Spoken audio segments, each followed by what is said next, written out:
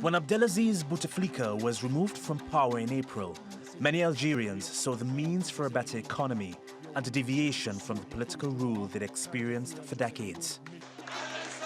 But after 2 cancelled elections this year and months of demonstrations, the 5 major candidates didn't represent the change protesters were looking for. It's a continuity of the same system. The leaders are the heads of the old system that was rejected by the population. Protesters say under the current system, their dreams of democracy, a good education and stable jobs were met with stifled free speech, a blind eye to police repression and a high youth unemployment rate.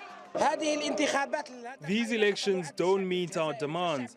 The Algerian people always say, no elections with these gangs. These elections are only a recycling of the Bouteflika regime, and even the one before.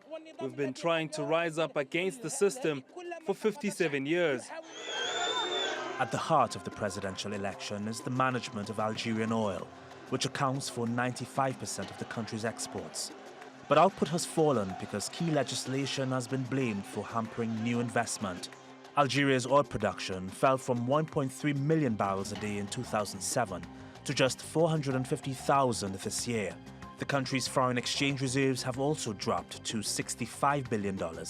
That's less than half the $180 billion Algeria had in 2014. And more than 1 in 10 Algerians are jobless. Unemployment for people under 30, who make up 2/3 of the population, is at 31%. We've had the same incompetent people governing us for 50 years. We've had enough. It has to change. They've got to stop looting the country. They've got to stop playing musical chairs. There are skills in our country that can be exploited to make it prosper. Economists say the next government needs to invest in industries like tourism and agriculture to help reduce Algeria's reliance on oil. Relaxing restrictions on foreign investment could also help bring in fresh capital and much-needed jobs. But protesters say their immediate objective is to change the status quo. The 5 candidates on the ballot were handpicked by the military. Algerians want a complete overhaul of the politics that's been in place since 1962, and they say they need a government that won't squander the country's economic potential. Reagan Des Vignes, TRT World. So, did the protesters' call for a nationwide boycott affect the presidential election? We've got TRT World's Alican Ayanlar live in the Algerian capital to tell us more. Hi, Alican. Now, the presidential election, as we know, was unpopular across the country. How did elections unfold today?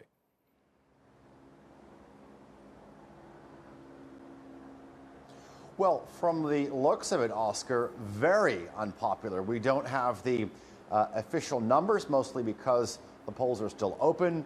But about halfway through the day, according to the country's National Election Commission, the turnout numbers were quite low, single-digit low, in fact. But we're going to have to wait and see for the preliminary results, and that's expected much later on tonight. And then Friday morning, when the commission comes out with its first official statement. But we were expecting a low turnout from the get-go. And this is a direct result of the majority of Algerians showing their rejection to the election and the candidates in this race. Yes, let's talk about the candidates because, as we know, all 5 presidential candidates have either served under former President Bouteflika or his FLN party. Did any of them manage to successfully distance themselves from the ousted leader?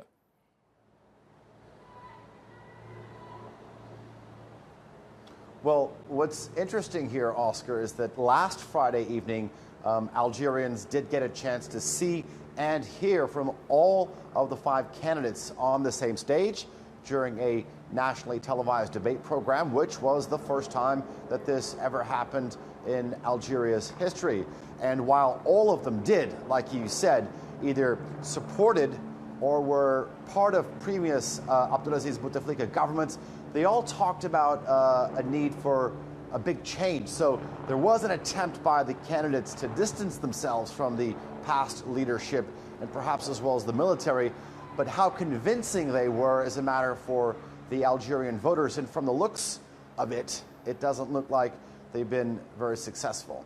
Now, as we know, Algeria relies heavily on oil and gas exports for revenue, which really took a hit when the global oil price plunged back in 2014. What are the candidates promising to do in order to revive Algeria's economy?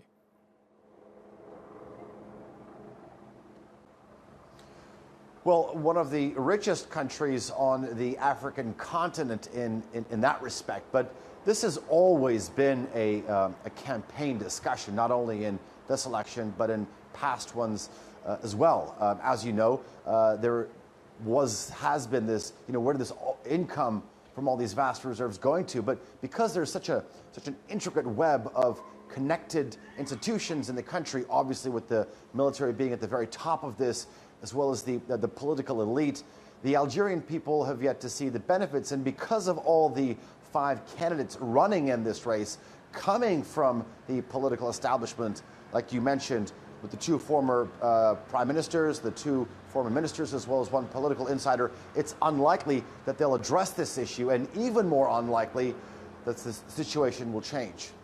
Okay, Alican Ayanlar in the Algerian capital, Algiers. Thank you so much for that update.